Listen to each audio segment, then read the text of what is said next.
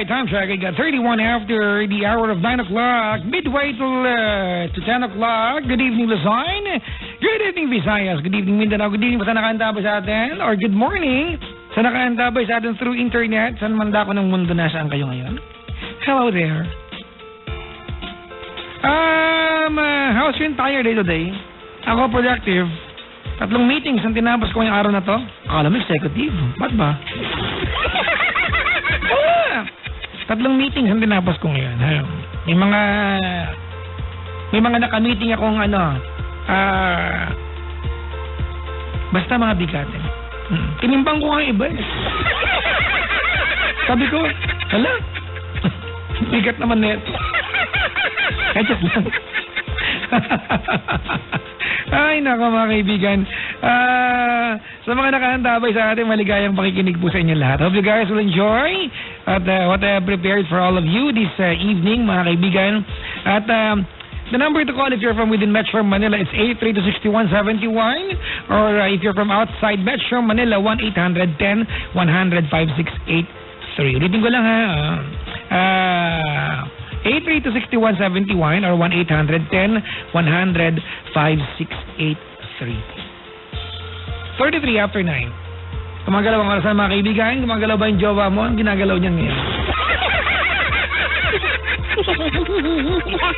Ano? Kontawa ka naman. Woo! Tsura mo your face.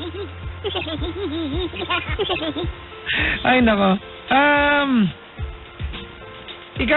Dulo na ikaw unang linggo sa buwan ng Marso, although it's Monday today, di ba? At 4 na linggo lang naman ang isang buwan, mga kaibigan. 3 more weeks to go, April na, mga kaibigan. Sa mga gagraduate po, advance happy graduation.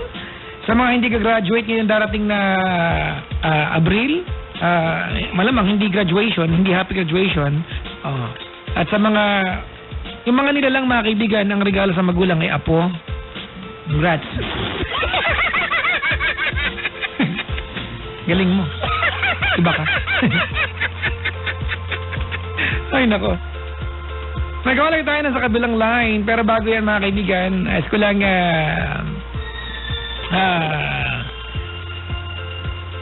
ang tawag nito, paalalahanan. Lahat po ng mga hindi nanalo na nakaraang pamimigay ng ACS ng 1 milyon.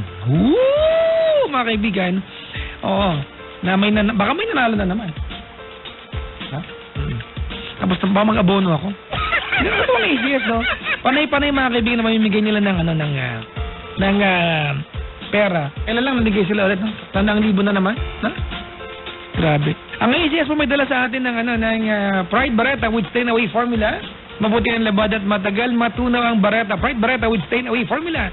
Gawa at ndog ng ACS. At syempre, sila rin na may gawa ng Shield Bath Soap. Gal sa sakit, may malasakit, gawa ng ACS, mga kaibigan. Recommended ng Philippine Nurses Association, ha? Walang bakal yan. Caller number 1, nasa kabilang line, si Susan ng Mandaluyong. Hello, Susan. Good evening po. Hi, Mami na? Opo. Mami Susan. Hi, Mami Susan. Ikaw ay 57 anyos. Opo. Bigla ako nahiya. Ano naman ang pwedeng ipayo ng isang kagaya kong 19 lang? Sa isang kagaya mo pong 57 na. Mag-ano lang po ng suggestion. Suggestion. May bayad huy. Biro lang. Pero pwede naman po siguro kayong mag-suggest sa akin. Oo naman. Ma'am, ano bang ginagawa sa buhay namin, Susan? Pinagkakabalahan? Ay, may konting business po. First time mo tumawag? Opo. Okay. Anong business po meron ka? Ay, meron pong sari-sari store, tapos buy and sell po. Ay, ansel na? Ng mga food product po. Ano po? Food product. Food? Opo. Ano mga pagkain po yan, Mami? Opo, yung mga biscuits po, katulad ng mga... Okay. Uy, may ganyan dito sa amin na office din.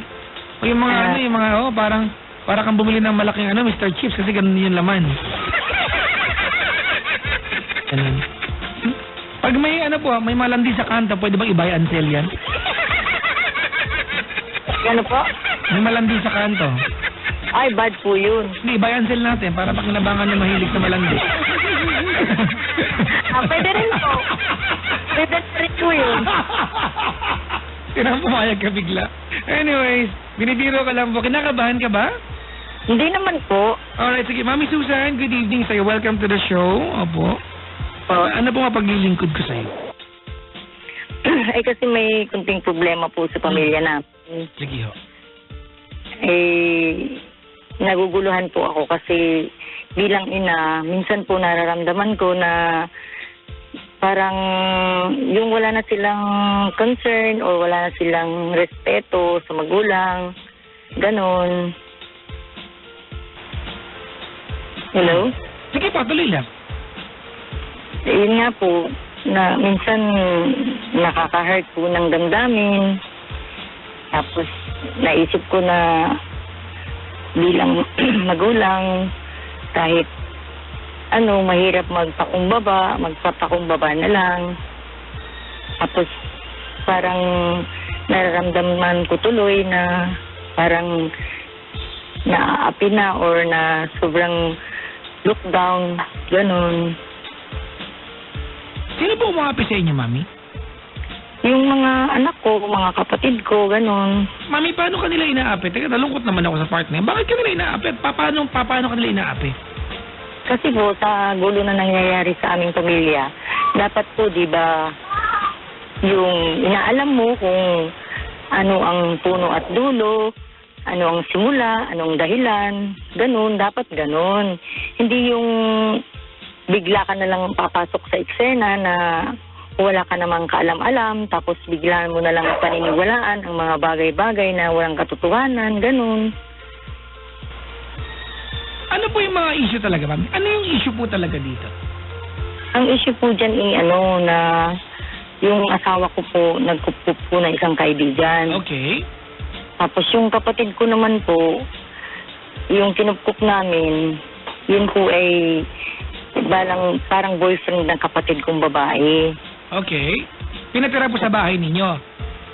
Kinupkup po ng asawa ko yung boyfriend ng kapatid kong babae. Pinatira po sa bahay ninyo?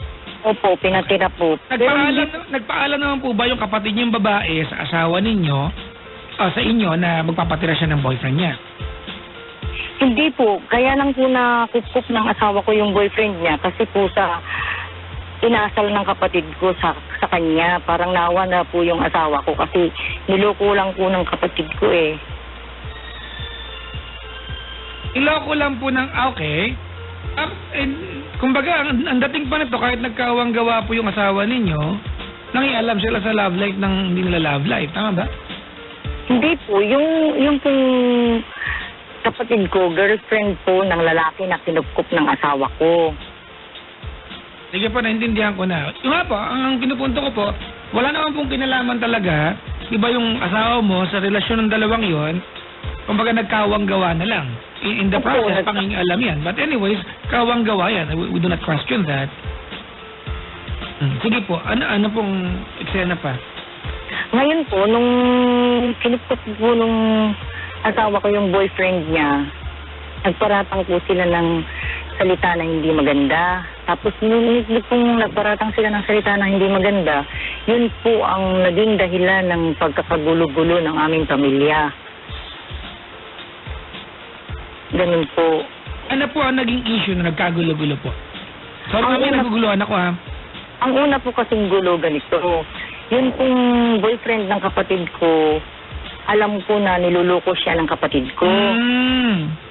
Ngayon po, yung kapatid ko, pinapayuhan ko, pinapalalahanan ko, ina-advisean ko na kung wala rin lang namang maasahan ang lalaki sa iyo, tangkay mo na, sabihin mo na ang totoo. Mami, kasi pinatira niyo sa bahay niyo, mahihirapan talagang umalis yan. Hindi naman po as in bahay talaga, nasa isang bahay kami. Kasi yung bahay po namin dalawa. Kami dito nakatira sa bahay namin. Tapos siya doon nakatira sa isang bahay namin sa kabila. Okay. Mami, ikaw, sa iyong pagtawag ngayon, ano po yung tanong mo sa akin para maintindihan ko po ng buo? Ang gusto ko pong mangyari na maliwanagan lang po yung isip ko na hindi naman po talaga kami ang mali. Kung pagtitimbang-timbangin po ninyo Papa Jack at mangingi po ako ng advice sa inyo. Alam niyo naman po siguro kung may kwento ko kung sino ang tama at mali sa Sige po. amin. Okay po. Yun na nga po, nung sila ng kapatid ko, dahil yung lalaki po, niloko ng kapatid ko. Niloko niya. Ngayon, doon sa pagluloko niya, na nahihirapan kaming mag-asawa dahil kahit pa paano naging close friend na ng asawa ko yung lalaki. Okay.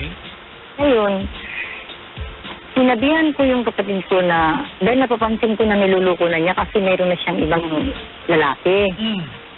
Ngayon, sinabi ko sa kanya na kung wala rin lang namang maliwanag na maasahan yung lalaki sa'yo, sabihin mo ng totoo na ay Juan, salamat sa kabutihan mo, salamat sa kabaitan mo, salamat sa mapagbigay mo, salamat na matulungin ka. Paano ba yan? Eh, wala naman talagang tinitubok ang puso ko sa'yo. Sabihin mo na ako sa kanyang totoo na wala siyang maaasahan sa'yo. Di sabi niya sa akin, ng kapatid ko, ate, huwag niyo sabihin na ganyan. Kasi pinakikinabangan ko pa yan. Sabi ng kapatid ko. Ngayon, sabi ko, hindi naman yata ako maganda na ganun ang gagawin mo sa tao. Kasi ang tao, nagpapakita ng kabaitan, kabutihan, tapos gagantihan mo naman ng kasamaan. Mami, kasi, alam mo po, naintindihan ko yung point mo, na siguro you like the guy for that girl, ano? Baka kasi, Opo. Yun po. Pero mami, at the end of the day, hindi naman tayo ang pipili ng jowa para sa taong, di ba? Para sa kanya. Ang hinihiling mo lang talaga, di ba, ay sabihin na niya. Tama? Opo, ang gusto ko lang, kung ayaw mo sa kanya, hindi naman kita pinipilit. Pero mami, hindi ho kaya alam na rin nung lalaki na niloloko siya o meron ng iba yung babae. Nagkataon lang na siya ay nakikitira sa kinukup siya ninyo at wala niyang puntahang iba at tinitiis niya. This is for economics more than anything. Hindi po, kasi ang babae naman po, nagpapakita naman po ng kaplastikan eh. Di yun naman po kaplastikan ng babae. Naniniwala naman po yung lalaki. Bakit po concerned ka? Gusto ko lang malaman. Saan po sa lalaki? Hindi po, sa love life nila. Bakit po apektado ka? Kaya po kapatid ko yung babae, di ba? Kasi, mami, kapatid mo yung babae, naintindihan ko. Pero mami, it cannot be sorted out. Di ba na sa'yo manggagaling o sa ibang tao manggagaling ang desisyon. Hayaan niyo po sila. Hindi naman sa ako nangiilaw. Ang gusto ko lang mangyari sa kanya na huwag siyang manloko ng tao. Yun lang ang gusto ko. Ayoko na manluloko siya. Gusto ko maging tapat siya, maging honest siya, maging totoo siya. Hindi yung nanluloko ka ng tao kasi pangit yun. Baka mami may meron siyang paraan para sabihin ito na maayos sa dun sa jowa niya. Na ano po? Na ayaw na niya. Kasi mami ganito mahirap po kasi na pag-usapan natin to. Unang-una, you are not the first person involved here. Diba? You are a third party looking in. Tama ba? Pero ngayon, Papa Jack, ako ang the first person involved ngayon sa ngayon. Noon hindi, ngayon ako. Bakit po naging ikaw na? Kasi po ako ang naging dahilan ng gulo, na pinagmulan ng gulo. Kasi po gusto mong maayos ito sa paraan na kung paano mo nakikita dapat maayos. Tama ba? Opo, gusto ko pong ayusin na, gusto ko na, kung sila man ay nagkahiwalay at hindi nagkatuluyan, marami namang... Mami, call nila yan eh. Kahit anong sabihin mo sa akin, di ba, you will always be a third party looking in. Hindi po ito, mami, problema na directly sa'yo. Kaya na-involve ka ba because you involved yourself? Hindi po, kasi po ganito yun. Noong pong nagkahiwalay na yung boyfriend niya at kapatid ko, nagalit po yung kapatid kong babae sa akin. So, sabi niya, bakit daw namin ni-entertain pa yung lalaki na hindi po naman mag-anak. Sabi naman ng asawa ko... Nawawalan ka po ng signal, mami, ha? Oh? Nawawalan ka ng signal.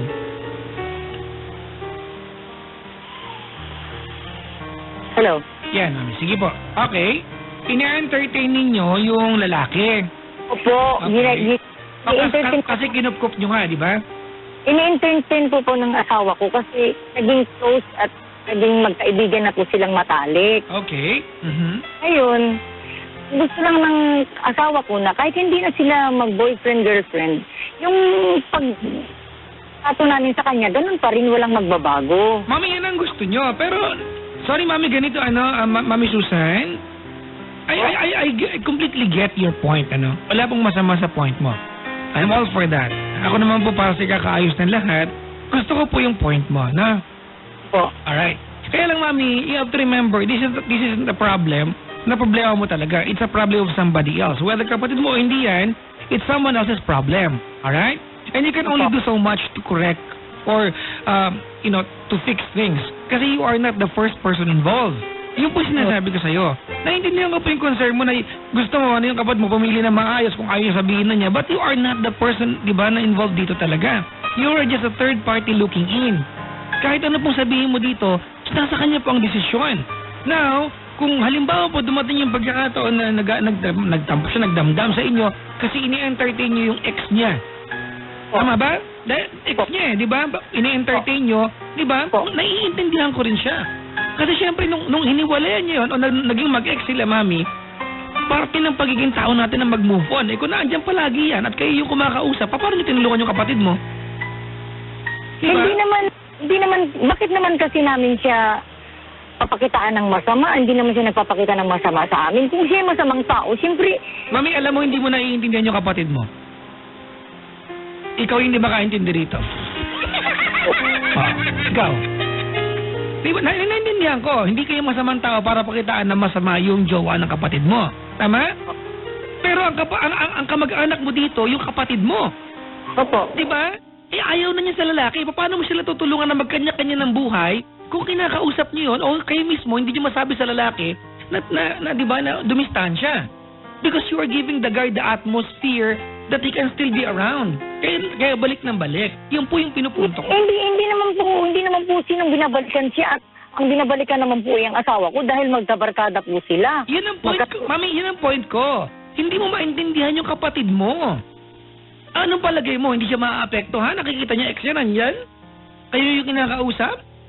O bakit maapektuhan siya? Hindi naman ang lalaki ang naglukos, siya naman ang naglukos. Mami, regardless kung anong dahilan ng paghihiwalay nila, there's only one intention, maghiwalay sila ng tuluyan. O bakit kung maghiwalay kayo? Bakit kailangan mong maging kalaban ang mga tao na nasa palibot mo? Hindi yun, Mami, kasi nga ayaw niya sa tulungan. Paano siya makakapag-umpisa ng panibagong buhay niya, buhay pag-ibig? Diba? Kung yung iniiwasan niya at nilalayo ang tao, kayo mga kamag-anak ang laging kasama. O bakit naman iiwasan at lalayuan niya samantalang Loko ka pala eh. Hindi naman niya mayroon naman siyang kinakasama ngayon. Ano pa bang connection doon? Huwag na niyang pakialaman yung tao at ang tao hindi naman nakikialam sa kanya. Nakakuha ko na yung problema, Mami. Wala kang ginagawa masama pero wala ka nang ginagawa mabuti at hindi ka nakikinig. Hindi masabi sa'yo mga kamag-anak mo to kasi syempre, mami ka dyan eh.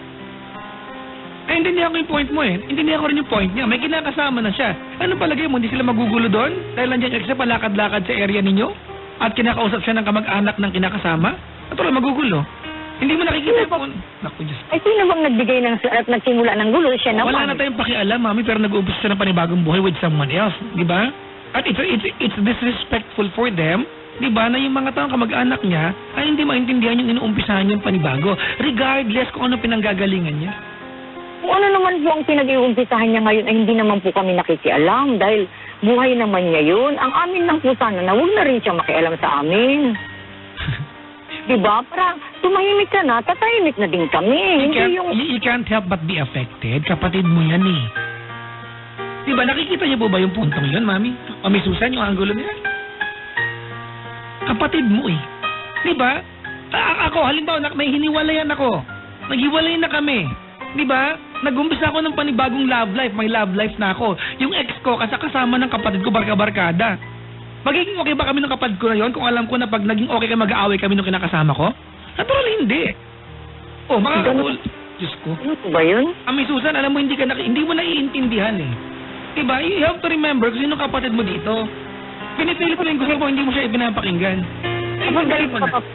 Dito pa po, Papa Jack. Ngayon, yung mga anak ko, kumampi sa kanya. Wala kang kakampi. Kumampi doon sa kapatid ko, yung anak ko. Sabi ko sa kanila, Huwag kayong papasok sa eksena Naku, Nang- ikaw nga yung una pumasok sa eksena, wala kang kinalaman. na hindi nyo alam kung anong puno at dulo. Nalalaman nyo kung anong simula at ano ang katapusan, hindi yung didiretso kayo sa gitna. Miss Susan, O, tara magsimba tayo. Para maliwanagan tayo pa rin. Halika rito. Ha? Ikaw ang kunat mo kausap, ayaw makinig. Ha? Ayaw mo makinig, ha?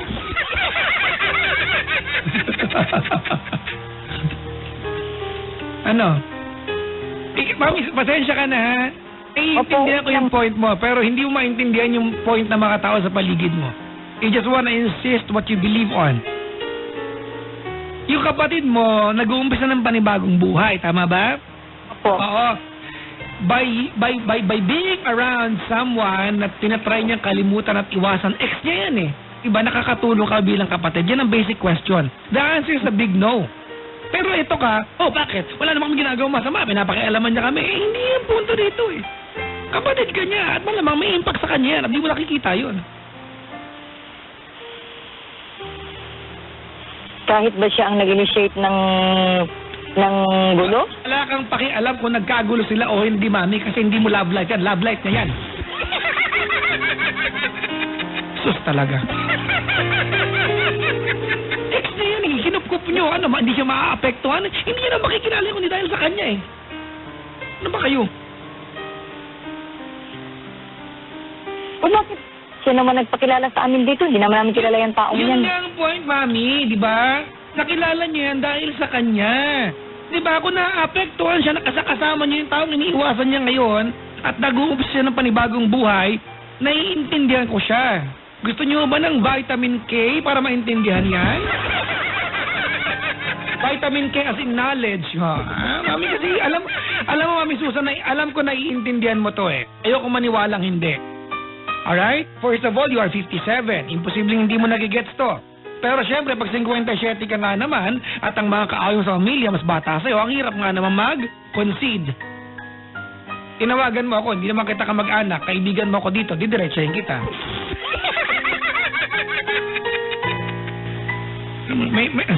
Ikaw itong mahirap kausap dyan. Malapit na magpasko ulit, Abril na. Gusto niyo ba hanggang magpasko, magkagulo-gulo kayo dyan?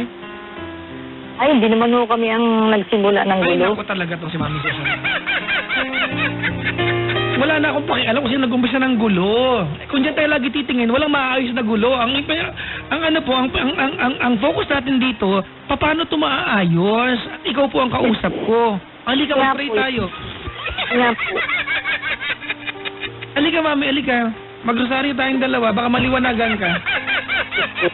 Kasi ikaw itong mahirap kausap. Nasaan ba yung ano ko dito? Nga ko.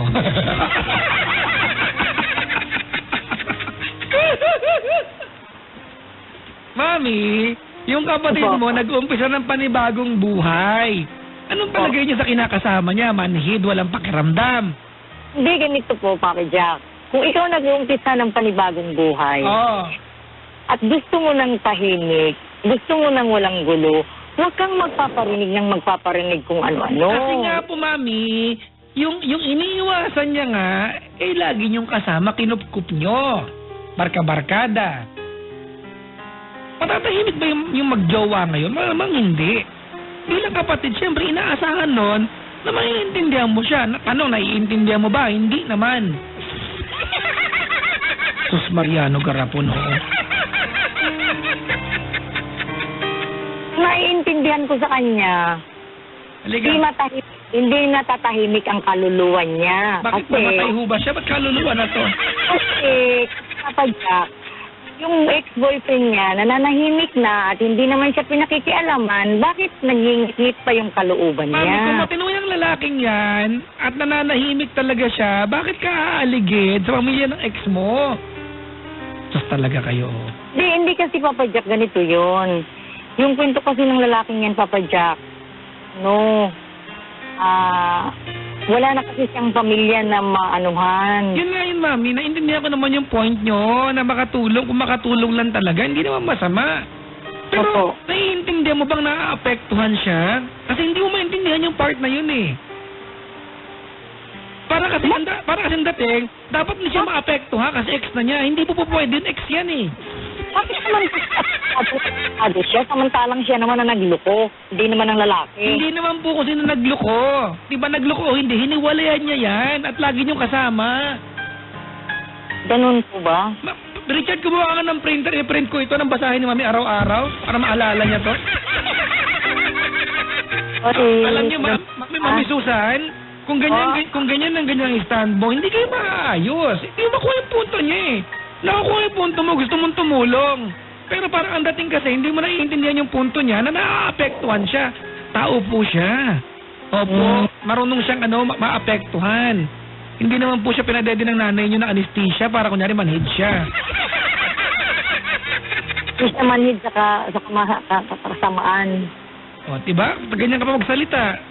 Alam mo, Hindi kasi, Mami, kung ganyan ka ng ganyan sa akin, di ba maniniwala ako na sa inyong dalawa, ikaw masama ugali. Hindi kasi Papa Jack. Kasi, kung ano ang ginawa mo, siyempre, yun ang nasa puso mo. Kasi kung anong lumalabas sa bibig Ay, mo, alam nyo, Mami, sa kwento mo sa akin, ikaw yung walang kakampi, tama? hindi naman sa walang kakampi. Anak mo nga, kinampihan siya eh. Hindi naman lahat ng anak ko nakakampi sa kanya. Ang pinupunto ko, Mami, baka naman kasi talaga may point sila. Ang point nila, na kumampi sila sa mali. Yun, ang point. Sa'yo mali yan, sa kanila mali ba yan? Yun nga kaya nga po naguguluhan ako kasi Huwag ka dapat... po maguluhan, Mami. May kapatid ka na nag-uumpisa ng panibagong buhay kasama ng panibagong tao. Baka gusto mo suportahan, period. Ang simple po. Kung gusto niyang mag-umpisa ng panibagong buhay, kailangan mag-umpisa ka ng tahimik, hindi yung mag-umpisa ka Paano nga matatahimik po yung tao nga na iniwasan niya at iniwan niya kasama ng kapatid niya, yung asawa, anak ng tokwa, oo. Hindi ko na problema yun kung hindi siya makapag-umpisa. Hindi nga pa problema yun, Mami. Naaapektuhan siya sa inyo, hindi siya maintindihan. Ikaw ba tawawag sa akin para ipilit yung gusto mo o makikinig ka ho? Oo, diretsahan tayo. Para malinaw ho. Nangangatwiran lang po, Papa Jack. Di ba, Mami, kasi malamang itong narinig mo sa akin ngayon, narinig mo na sa mga kamag-anak mo, hindi ka kinampihan. At hindi ka nakinig. Kung hindi ka ito pipilit sa'yo, pagkatapos sa usapan, wala na iba sa'yo. Ano na itulong ko sa buhay mo? At least nakarinig ako ng opinion sa'yo, Papa Jack. Ano ba yan? Yun lang pala yun. Nakakainis naman.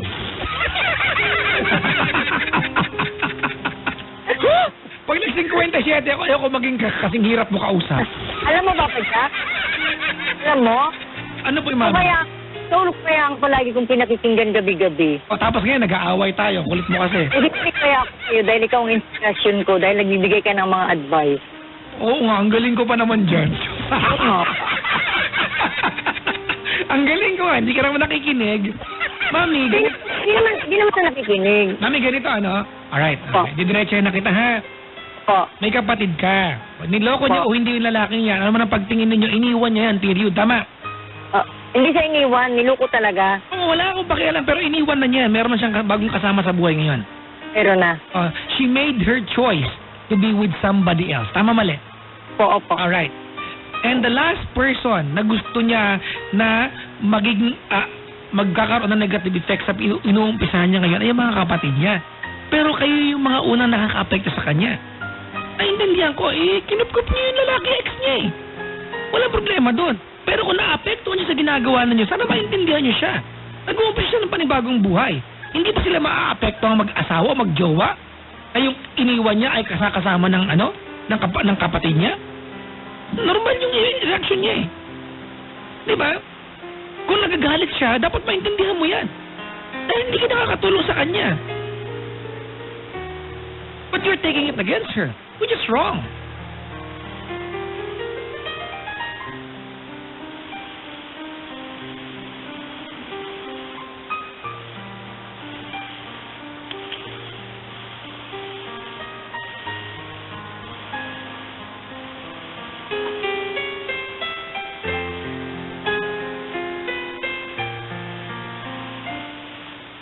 Hello. Hello po. Hello po. Ano na ho? Opo, naintindihan ko yun. We.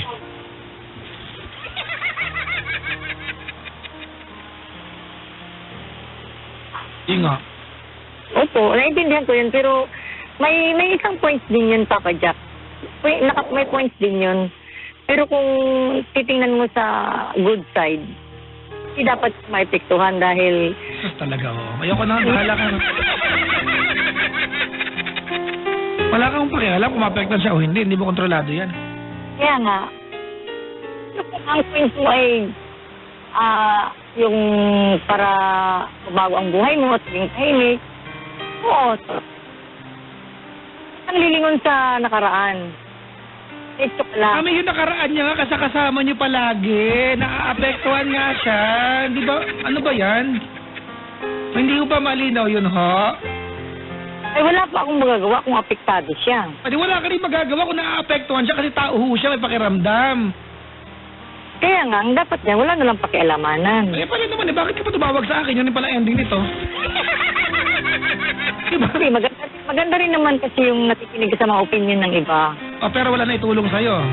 Nakakaya naman po sa programa natin. Meron naman Papa Jack. At least maka-enlighten naman sa ano po. Pero walang dating, mami, ha? Meron Papa Jack. Ano nga babaguhin mo pagkatapos nito? Ay di, Wala. maghiwa-hiwalay na lang. Eh, di ba? Di wala. Wala ka na eh. Wala ka babaguhin na ano. May saysay.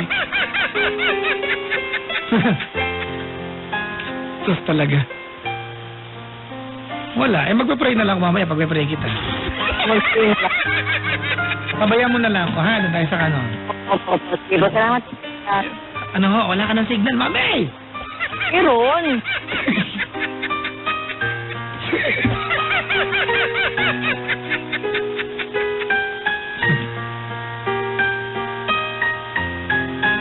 Alright? Ganun na lang ho, mami, ano? Nalulungkot ako, mami, na hindi mo makita ang normal yung nararamdaman niya ngayon. Naapektuhan siya. Kasi iniwan niya yung lalaki niya. Pinapangatawar yung desisyon niya. Di ba? She wants to prove to everyone na she made the right choice. Kahit nagkamali siya, she made the right decision of being with somebody else. Di ba? Tapos yung mga kapatid niya, kasama yung tao nilayuan niya. Kung naapektuhan siya, kung problema ba niya yun, tao siya eh. And you take it against her. Di ba?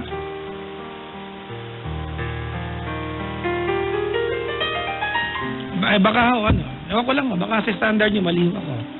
Hindi naman po. Wala naman po akong sinabing mali kayo. Wala ka naman pinakinggan, mali ko ako. Yung opinion niyo sa akin. Ha? Natanggap ko naman po yung opinion niyo.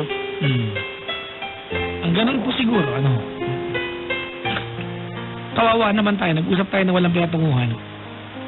Pero naman po, at least enlightened naman po yung issue. Sige ho. Ay.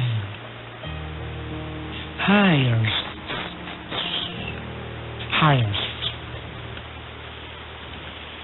Sige, mami, salamat sa pagtawag, ha? Okay, salamat po. Pasensya ka na, hindi ko na, ano, ha? Hindi ko Sige na po, nakampihan sa gusto mo, ha? Hindi naman po ako naghahanap ng kakampi. Naghahanap lang po ako ng advice.